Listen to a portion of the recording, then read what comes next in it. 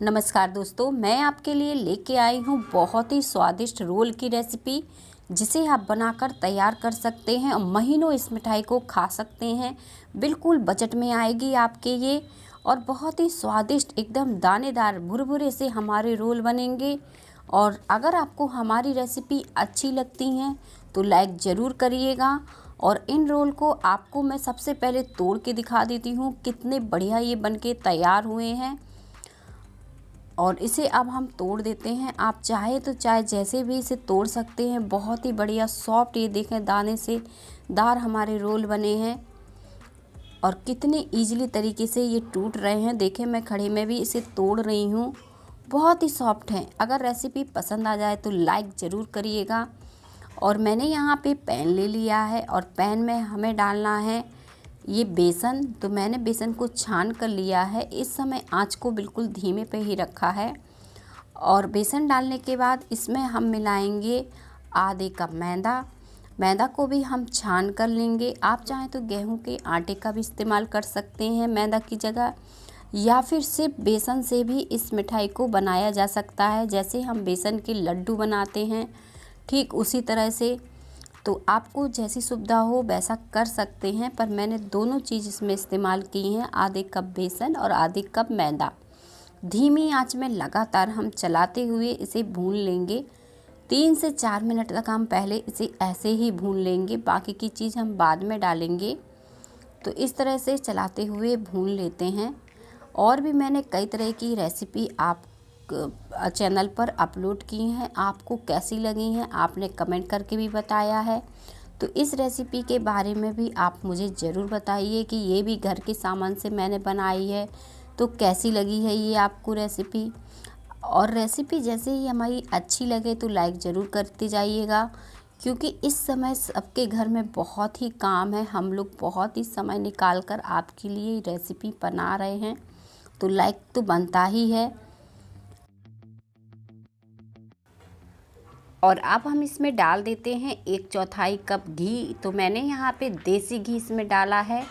अगर आप देसी घी नहीं डालना चाहते हैं तो रिफाइंड का भी इस्तेमाल कर सकते हैं, पर मिठाइयाँ जो वगैरह देसी घी से ही अच्छी बनती हैं, इसलिए मैंने देसी घी का इस्तेमाल किया है। जैसे हम लोग बेसन के लड्डू बनाते हैं और देसी घी से बनाते हैं तो बहुत ही बढ़िया बन के तैयार होते हैं। तो इस तरह से आप देसी घी का ही इस्तेमाल करिए, बहुत ही टेस्टी रोल बनके तैयार होंगे। और अब हमने इसे अच्छे से भून लिया है। आप देखिए हल्का सा आपको कलर सा चेंज दिख रहा होगा और इससे एक भीगी भीगी सी खुशबू भी आती है। और अपने आप ही इसमें हल्का सा कलर आपको दिखाई देने लगेगा कि ये चेंज हो गया है। तो बस अब हमें गैस को बंद कर देना है। और गैस को बंद करने के बाद अभी हमारा पैन गरम है, तो हम 1 मिनट के लिए इसे इस तरह से चला देंगे ताकि ये नीचे से लगे नहीं। और बेसन देखें कितना बढ़िया भुना है, मैंने आपको पास से भी दिखाया है। तो इसे निकाल लेते हैं। अब हम एक कढ़ाई ले लेते हैं और यहाँ पर हम आधे कप चीनी का इस्तेमाल करने वाले हैं। चीनी हमने आधे कप इस्तेमाल की है। अब हम इसमें पानी ऐड करेंगे, तो आधे कप से आधी उंगल कम हमने पानी ऐड किया है। आधे कप से हमें थोड़ा ही पानी ऐड करना है। और अब हम इसे चलाते हुए चीनी को घोल लेंगे। बहुत ज़्यादा पानी अगर हम चीनी में डाल देंगे तो चाशनी पकने में टाइम लेगी, इसलिए जितना कम पानी डालेंगे उतनी जल्दी ही चाशनी बनके तैयार हो जाती है। और अब हम देखें चीनी इसमें अच्छे से घुल गई है। घुलने के बाद हम इसे 3 से 4 मिनट के लिए और पका लेंगे मीडियम आंच में, जब तक ये थोड़ी सी गाढ़ी सी न दिखने लगे इस तरीके से। और आपको हम चाहें तो चेक भी कर सकते हैं। तो इस कटोरी में मैं डालकर रख देती हूँ, थोड़ा ठंडी हो जाए तो इसे चेक कर लेंगे। और जब तक हम इस चाशनी में मिला देते हैं थोड़ा सा और येलो फूड कलर। ये पूरी तरह से ऑप्शनल है, अगर आप इसमें कलर नहीं डालना चाहते हैं तो उसे स्किप भी कर सकते हैं। कलर के बिना भी आप रोल को बना पाएंगे। और अब हम इसे अच्छे से मिला देते हैं कलर को। और यहाँ पर हमने 1 तार की ही चाशनी ली है, बहुत ज़्यादा हमें तार वाली चाशनी नहीं चाहिए है, बस एक तार की चाशनी बनाने के बाद हम बेसन को डाल देंगे जो हमने भून कर रखा था। और इस समय आप आंच को बंद कर दीजिए। बस हमें आंच को बंद कर देना है गैस को, और इसे अच्छे से इस तरह से चलाते हुए फेंट लेना है।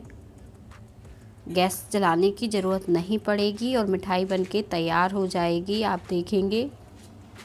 इसी तरह से हम चलाते रहेंगे जब तक कि अच्छे से कंबाइंड और चिकना एक डो की तरह ना सिमटने लगे।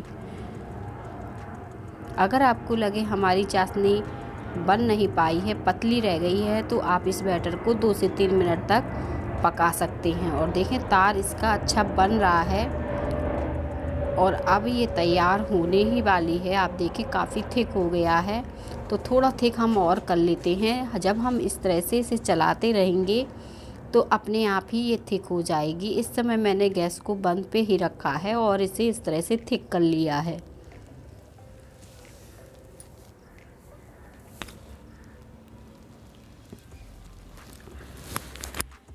3 से 4 मिनट तक हम इसे इसी तरह से चलाएंगे जब तक कि अच्छे से कंबाइन ना होने लगे।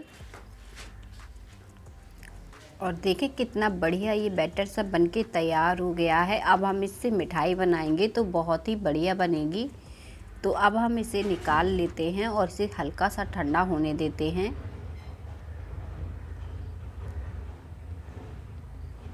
निकाल कर हम इसे हल्का सा ठंडा कर लेते हैं और ठंडे होने के बाद आप देखें काफ़ी थिक होने लगा है और भी बढ़िया हो गया है। तो इसके अब हम रोल बना लेंगे। इस तरीके से हम गोल गोल लेके, आपको कोई भी दिक्कत हो तो आप जहाँ रोल बनाएं वहाँ पहले हल्का सा तेल लगा लें या फिर घी लगा लें और इस तरह से रोल बना लें। बस एक लोई लेते जाना है और छोटे छोटे इसके रोल बनाते जाना है। आप चाहे तो थोड़ा बड़े भी रोल बना सकते हैं। और इस तरह से अभी हम रोल बना के रखेंगे और दोबारा में फिर से इसे चिकना कर देंगे। तो इस तरह से पहले हम सारे रोल जल्दी से बना लेते हैं, फिर इनको दोबारा इस तरह से हाथ से फेर कर चिकना कर देंगे। छोटे बड़े रोल अपने हिसाब से आप बना सकते हो। और रोल हमारे बन गए हैं, आप देखें। और अब मैंने यहाँ पे थोड़ा सा गुलाब की पत्तियाँ ली थी जिसे मैंने बारीक काट दिया है और इसके ऊपर इस तरह से रोल के ऊपर लगाकर इस तरह से रोल कर देते हैं। गुलाब की पत्तियाँ पूरी तरह से ऑप्शनल हैं, अगर आपके पास हो तो लगा लीजिए। मैंने एक ताज़ा गुलाब लिया था जिसकी बहुत ही बारीक पत्तियाँ इस तरह से काट कर लगा दी हैं।